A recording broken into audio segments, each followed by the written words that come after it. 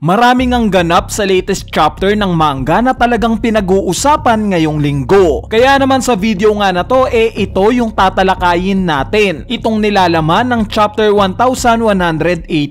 At para umpisahan nga itong topic natin, mag-proceed na kaagad tayo sa pinaka-controversial na part ng latest chapter, which is itong pagtatransform ni Bonnie into Gear 5. During SBS 107 nga, ni-reveal ni Oda na ang pangalan daw ng devil fruit ni Bonnie Toshi Toshi no Mi, or in English age fruit. So from the word itself, age, meaning kayang imanipula ni Bonnie yung edad ng kahit na sinong living things. Yes guys, hindi nga lang sa mga tao ang saklaw ng devil fruit niya, bagkos pati na rin sa mga hayop. Pero during nga sa naging flashback ni Kuma, napag-alaman natin na hindi lang pala edad ang kayang i-manipulate ni Bonnie, bagkos kaya rin niyang i-alter ang future base sa imagination niya. Like for example, na-imagine ni Bonnie si Sun God Nika. Kaya nga niya tong i-incorporate kapalit ang pagbabago niya sa edad niya. Meaning nakabase pa rin sa isip ni Bonnie kung paano gagana itong devil fruit niya. In-explain rin naman niya ni Gorosei Saturn in chapter 1103. Sa chapter nga na to, napag-alaman natin na hindi pala directly na nakain ni Bonnie itong devil fruit niya. Bagkos in-infuse pala ito mismo ni Gorosei Saturn sa katawan ni Bonnie nung time na sanggol pa lang siya. At dito in-explain na nga ni Saturn na yung kakayanan daw ng devil fruit ni Bonnie, yes, kaya pa rin niyang imanipula ang edad. At kalakip pa nga nito, kaya rin niyang i-alter ang future base daw sa imagination ni Bonnie. Pero once na ma-realize na nga daw ni Bonnie ang reality o ang katotohanan, nagdi-decrease daw itong kakayanan niya. Kaya nga nung time na sinabihan ni Saturn si Bonnie na hindi totoo ang Sun God Nika at nag-transform siya into Nika-ish form niya, bigla nga itong hindi gumana. Since naapektuhan nga neto yung vision niya na baka nga hindi totoo itong Sun God Nika. At dito na nga papasok itong ginawa ni Luffy sa latest chapter. Napakalaking part nga ni Luffy sa naging transformation na to ni Bonnie. Dahil nga sa nakita mismo ni Bonnie kung paanong nag-transform si Luffy into Gear 5 na nagpatotoo sa kwento ng tatay niyang si Kuma patungkol sa Sun God Nika, at dinagdagan pa nga ito ni Luffy ng motivation na kaya itong gawin ni Bonnie,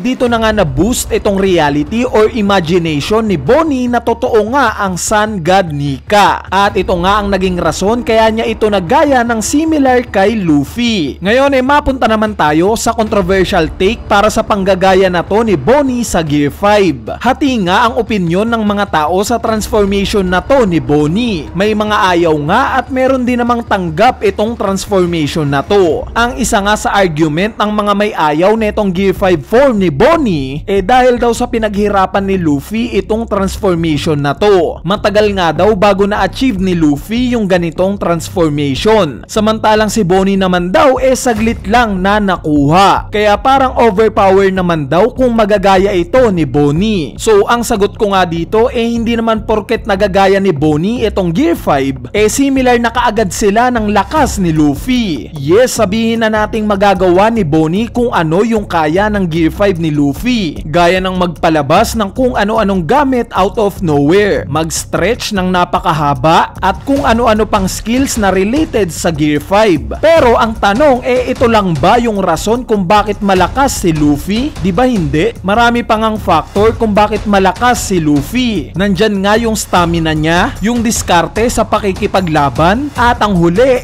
yung haki. So itong mga nabanggit ko nga wala pa neto si Bonnie. Obviously mas malakas ang haki ni Luffy kesa kay Bonnie. So sa fact pa nga lang na to, hindi natin masasabi na talagang 1:1 itong naging panggagaya ni Bonnie kay Luffy. Yes, similar sila ng appearance. Pero pagdating nga sa aktual na lakas, paniguradong malayong-malayo silang dalawa. Ang ikalawang argument naman na binibigay ng mga may ayaw sa Gear 5 form ni Bonnie dahil daw sa story standpoint. Pangit daw yung panggagaya ni Bonnie sa Gear 5 since hindi na daw unique itong Gear 5 form ni Luffy, at pangit nga naman daw ito sa kwento. So sa perspective ko nga hindi naman siya pumangit, bagkos nabigyan naman ng justice ni Oda itong panggagaya na to sa mga recent chapters. Dahil nung time nga na i-reveal sa atin ni Oda itong Gear 5, isa nga lang ang tagline ng transform na to. At ito nga yung pagiging free o malaya. Kaya nga laging ipinapakita si Luffy sa naging laban niya kay Kaido na laging masaya at tumatawa. Since ito nga yung nature ng pagiging malaya. Ngayon kung i-apply nga natin to sa karakter ni Bonnie, buong buhay nga niya hindi siya naging malaya. Nung sanggol pa nga lang siya nasa Merijoa na siya. Nung time naman na mamatay na yung nanay niyang si Ginny, napunta na siya kay Kuma. Kung saan hindi rin siya naging malaya since tumira nga lang siya sa loob ng simbahan at na-isolate dahil sa sakit niya. Hanggang sa napunta na nga siya sa facility ni Vegapunk. Kaya naman itong pagtatransform nga ni Bonnie into Gear 5 ang indikasyon na malaya na siya ngayon. Kumbaga itong pagbabanggit niya sa latest chapter na I'm free, ito yung ini-envision niya na katangian ng Sun God Nika. Ito yung nag-trigger para magaya niya itong Gear 5 ni Luffy. Inisip ni Bonnie na malaya ang totoong Sun God Nika. So ang bottom line lang dito para sa akin nga naging makatarungan naman itong panggagaya ng transformation ni Bonnie sa Gear 5. Ini-embody ng transformation na to yung pagkamit niya ng kalayaan at pagtupad sa kung ano yung naudlot na pangarap ng tatay niyang si Kuma. Kaya nga kalakip ng transformation na to ipinakita rin sa atin sa isang panel itong si Kuma. Anyway, ngayon mapunta naman tayo sa mga Marines. All throughout nga sa chapter na to or sabihin na nating all throughout ng Egghead Island arc nagtataka nga sila sa tuwing nakikita nila itong transformation ng mga Gorosei. Since oo nga naman, first time nilang makita itong mga elders na nasa monster forms nila. Ang kilala nga nilang Gorosei matatanda na. Ngayon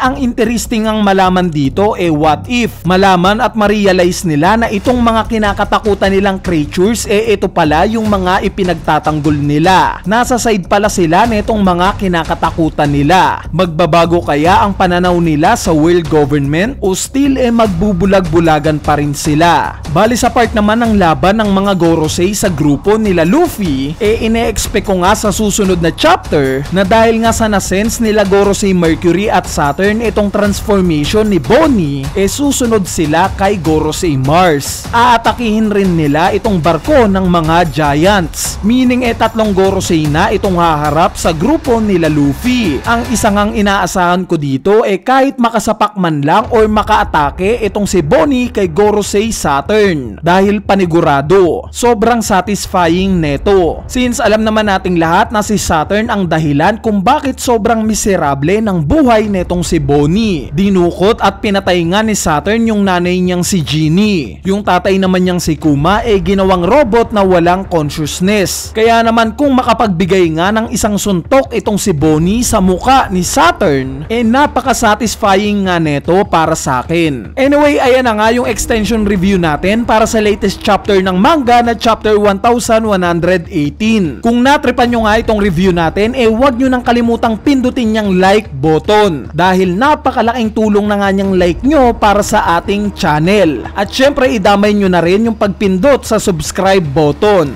So yun lang, peace!